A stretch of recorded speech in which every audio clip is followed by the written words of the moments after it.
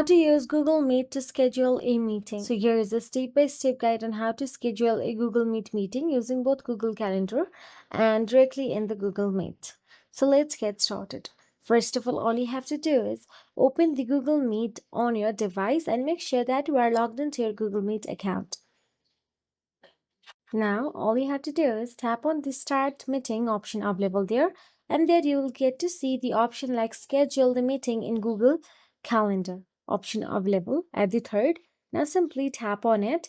Then you will be navigated to the Google Calendar and make sure again you are signed in with your Google account in here.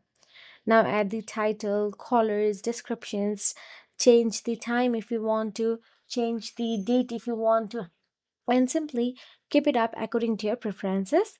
And all you have to do is tap on the Done and Save option available at the top right corner of your screen. So here I have entered everything. Now I'm saving it.